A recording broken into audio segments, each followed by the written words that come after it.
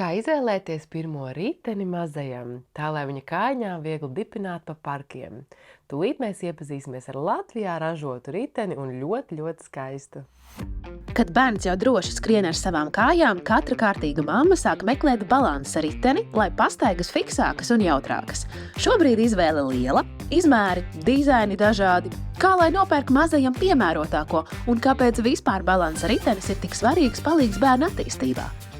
Mani kā māmiņu, kas visu diezgan daudz izpēta, uzrunāja šis te dizains. Kā viņš izstāsta, tāds diezgan gaumīgs. Es tādu redzu īstenībā pirmo reizi.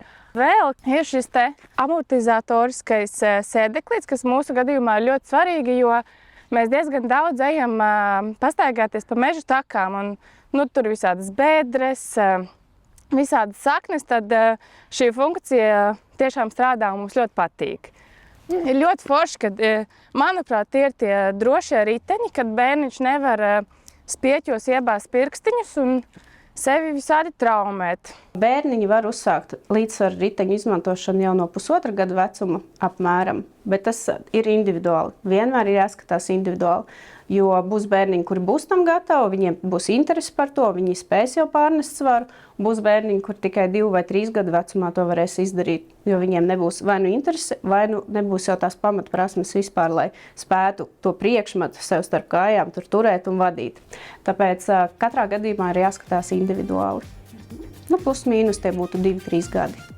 Svarīgi, lai balansa ritenis nav pārāk smags, tad bērnam būs grūti to vadīt. Nepieciešams arī noregulēt pareizu sēdekļa augstumu. Rokturīšiem jābūt apstrādātiem ar neslidenu materiālu. Ja visi šie norādījumi pareizi ievēroti, mammas var redzēt ne tikai bērna prieku braucot, bet arī ieguvumus, ko šis ritenis mazajam dod. Viņa ir daudz tā, ka es nezinu, kā to pareizi pateikt, bet viņa ir stabilāka, skrienot, ejot. Ja pirms tam viņa bija arī maziņāka, viņa paklupa skrēja vai kaut kā saļodzījās, tad tagad, kāpēc arī viņš ir balansa ritenītis, kad viņa ir stabilāka. Līdzsvaru velospēdiem ir daudz ieguvumi, jo pateicoties līdzsvaru velospēdam, bērns ļoti labi iemācās noturēt līdzsvaru, pārnest svaru sāniski no vienas kājas uz otru kāju, labas koordinācijas spējas, orientēšanās vidē, spēja vadīt kaut ko, kas nav viņa ķermenis, bet kaut kas cits, un tas dod tās pamat prasmes braukšanai tā vēlāk ar velospēdu, kuram ir arī pedāļi. Kā pareizi izvēlēties riteni? Pirmkārt jau jāskatās, kā bērniņš sēdēs uz ritenīša un kā balstīsies kājas pret zemi. Ja tās kājiņas ir ar pirkstgaliem pret zemi, tātad skaidrs, ka beņķīts ir pa augstu. Jāizvēlas vai nu zemāks ritenīts, vai nu jānolaiž beņķīts zemāks.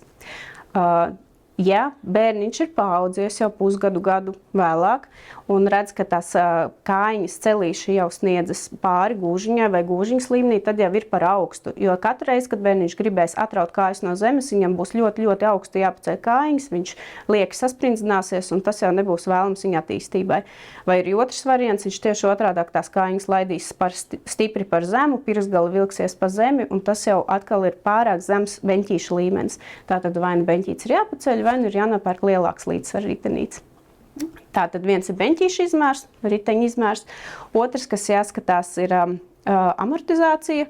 Ir vairāk aspektu, ko var skatīties saistībā uz amortizāciju, kas bērna mugurkaulam būtu svarīgi. Kad vai nu beņķītis ir ar polsterīti, tas būtu viens, kā amortizēt, vai nu beņķītis ir pats par sevi lokans un amortizējošs, vai nu arī izvēlas tos gumijas riepiņus, kurus ir pumpējams. Tā kā 3 veidi amortizācija. Visiem mazajiem braucējiem noteikti jāvelk ķivere. Lielākiem bērniem būtu ieteicami arī ceļu un elkoņu sargi.